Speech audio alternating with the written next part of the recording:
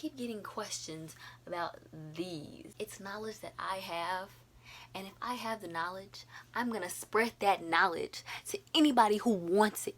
Do you want this knowledge? I know you do, because that's why you clicked on this video. Shorty says she like my teeth, okay, forever, ever.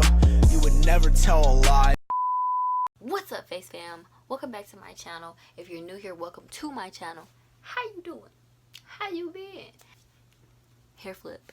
Anyway, so in this video, I'm basically just gonna explain not what gauges are, because clearly you can see it's just a hole in your ear where your regular earring was or wasn't, however you started your gauges. So I'm just gonna explain like how you get your hole bigger. That sounded gross. How you get your gauges to be a bigger size. I'm also going to explain like the different types of earrings that you can use, you know, if whether you're stretching or whether you just want it to be aesthetically pleasing for yourself. I'm gonna let you know where you can buy gauges and things of that nature. Let's get to it.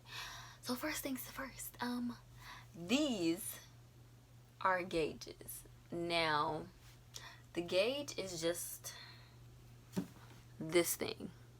It's just the circular hole. That is a gauge, right?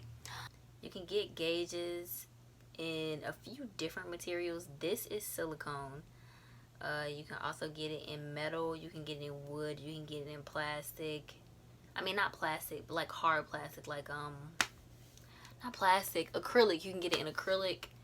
You can get it in bone. Like, you can get gauges in a lot of different materials. I just choose to get silicone because for me, it's easier to clean. It's easier to take out and put back in. And also, I'm sure a lot of you have heard that gauges make your ear holes stink. And that is true. But that's only true if you don't clean them. So that's another reason why I use silicone, because I know this is gonna sound gross, but you don't have to clean them as often, so your ear holes don't stink that much. Let me see. Yeah, it doesn't smell like anything. And the last time I cleaned this was probably like 2 or 3 weeks ago, and it doesn't smell like anything. Versus when I was using metal gauges, it would be all kind of like gunk built up around it. And like I could literally smell my own ear, like this distance. I could, if it was enough gunk built up, I could smell my own ear, and it will only be within like a week. So that's why I stopped using metal and I started using acrylic. Speaking of cleaning your gauges, they're actually really easy to clean. Like I said, there is usually like skin and dirt buildup around it. So another reason I really like these acrylic ones is because to clean them, like, you can use a towel. I used to use a towel, but I got so used to it, I don't use anything. I kind of just take it out, wipe it off with my fingers, and kind of like wipe it on my shirt or something.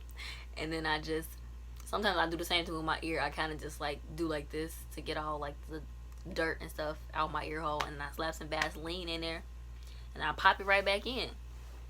But that's me though. I done had gauges for like 6 years now, so it's not gross to me. Like, that's just what I'm used to doing. But in the beginning, I did like used to take them out, sit them in water with a little bit of soap in it, and I used to be all careful trying to clean out my ear hole with like a Q-tip or something. But I don't do that now. You can do that, you know, if you're first starting out and you want to be careful with it. You can do that. You can use a wet rag that's nice and warm, and you know, wipe it out nice and softly. You can wipe around the gauge or the spiral or the taper or whatever you want to do. The two things that you can use to actually stretch your ears are tapers, which are just what they sound like.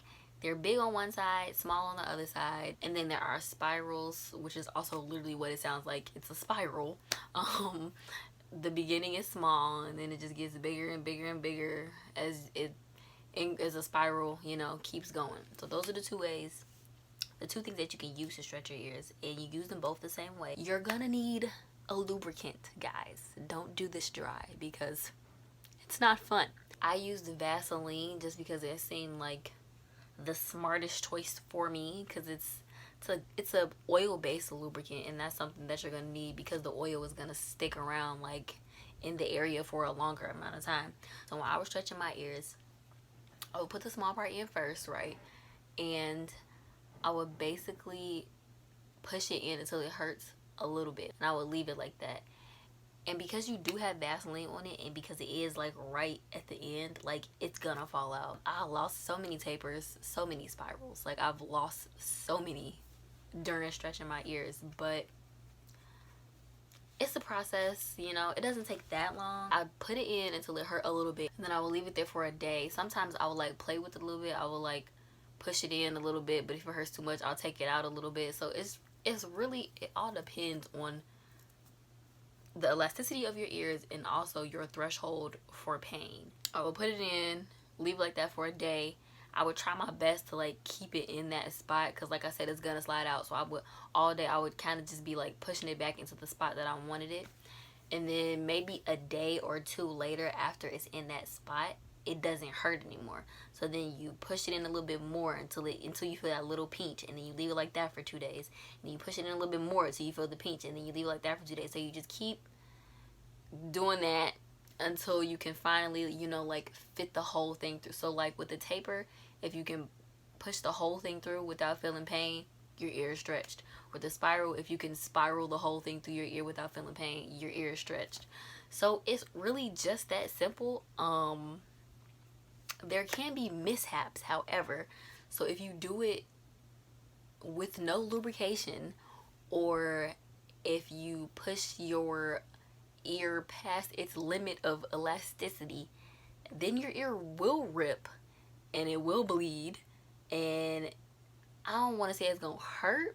It depends on how much it rips. Like if you rip the whole thing in half, obviously it's gonna hurt.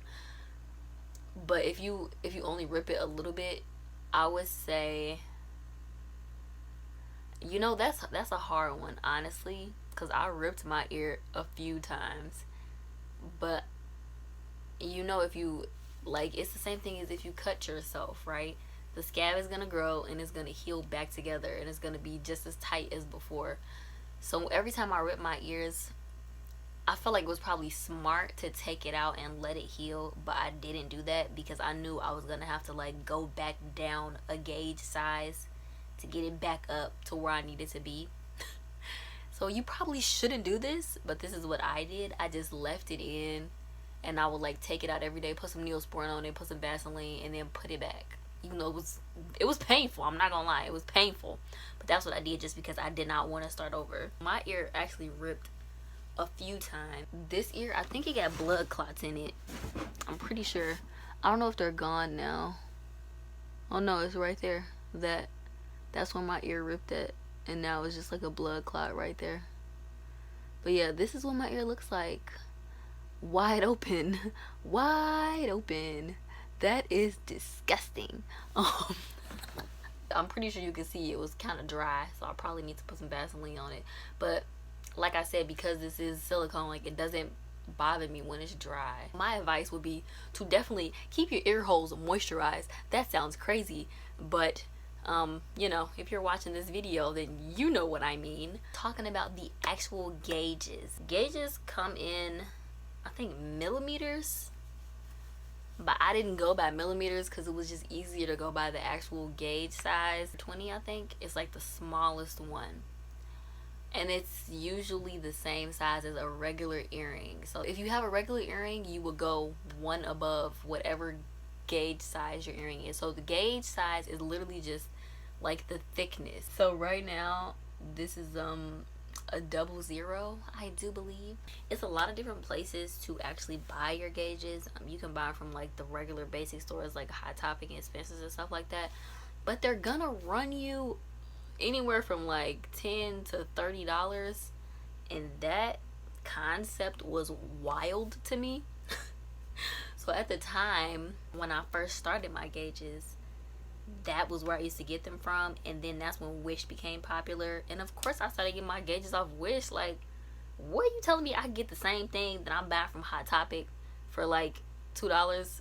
I'm gonna get it off Wish. Like, these came from Wish, and the price for it was free. You only had to pay like $2.99 shipping and handling or something like that. So that's where I get my gauges from. Anyways, good luck on your gauge journey. If that's why you're watching this video, you know, to find some information out about gauges, good luck to you.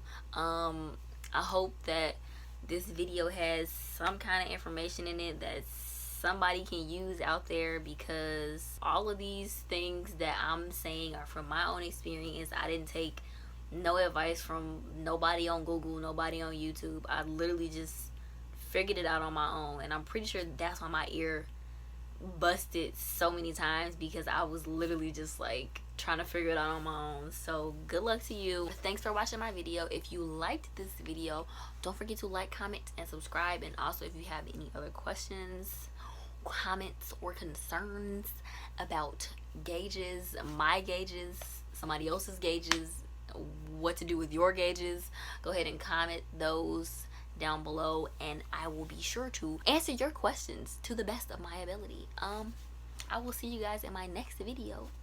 Peace. I'm a buff baby, but I dance like a man. She a nice lady and she shaking the yams. Spent the whole summer trapping out the sedan. Marching with the bands cause I think that I can.